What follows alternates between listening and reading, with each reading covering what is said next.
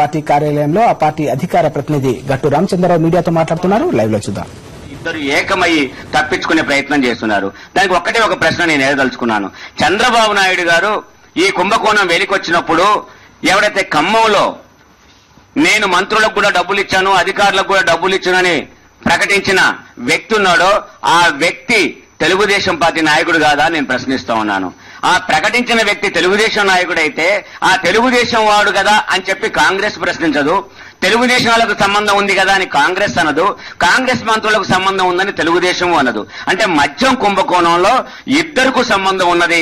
ఇద్దరు బయటకు వస్తారని భయపడతా ఉన్నారు. అందుకనే ఇవాళ అధికారులను కూడా తన స్వప్రయోజనాల కోసం అవసరమైతే బదిలీ చేయించి నిర్మోహమాటంగా నియంతృత్వంగా బదిలీ చేయించేసి దాన్ని బయటపడే ప్రయత్నం చేస్తా ఉన్నారు. ఈ మద్యం కుంభకోణంలో ఈ రెండు పార్టీలు కూడా ప్రధాన పాత్ర వహించాయి. బయటపడడానికి కూడా రెండు పార్టీలు కలిసే కుట్ర పన్నుతున్నాయి అనేది మేము చెప్తా ఉన్నాం. ఇప్పటికైనా ప్రభుత్వం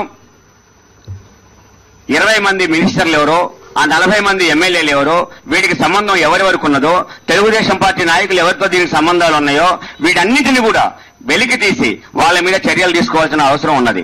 రెండో విషయం, వీటన్నిటికీ మూలాధారమైన పిసిసి ప్రెసిడెంట్ బొత్స సత్యనారాయణ అని చెప్పేసి ఓపెన్ గా ప్రజలందరూ కోడై కూస్తూ ఉంటే బొత్స సత్యనారాయణ మాత్రం తన మీద పక్కకు పెట్టి పక్క వాళ్ళకి వెళ్లి వేలెత్తి చూపెడతా ఉంటారు తప్ప తన మీద ఇప్పటికైనా బొత్స సత్యనారాయణకు ఏమాత్రం నైతిక విలువలున్నా ఇన్ని వెలికి చేయడంలో ఓ పాత్ర వహించాలని, ఒక పిసిసి ప్రెసిడెంట్ గా తన నిజాయితీ నిరూపించుకునే పద్ధతిలో తను మంత్రి పదవి నుంచి వైదొలిగి రాజీనామా చేసి ఈ మద్యం కుంభకోణాన్ని వెలికి తీయాల్సిన అవసరం ఉంటుంది అని కూడా నేను స్పష్టంగా చెప్పదలుచుకున్నాను. ఆ విధంగా ఆయన రాజీనామా చేయాల్సిన అవసరం ఉంటుంది.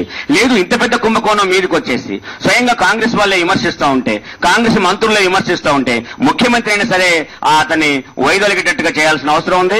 మంత్రి పదవి నుంచి బర్తరఫ్ చేయాల్సిన అవసరం ఉన్నది అని.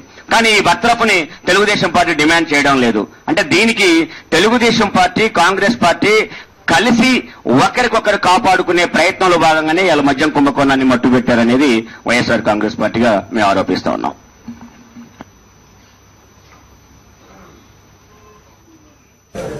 బొత్సకు మద్యం సిండికేట్ల వ్యవహారంలో కాంగ్రెస్ టీడీపీ రెండు పార్టీలకు కూడా పాత్ర ఉందని, అందుకే బొత్స నైతిక విలువలుంటే తన పదవికి రాజీనామా చేయాలని గట్టు డిమాండ్ చేస్తున్నారు.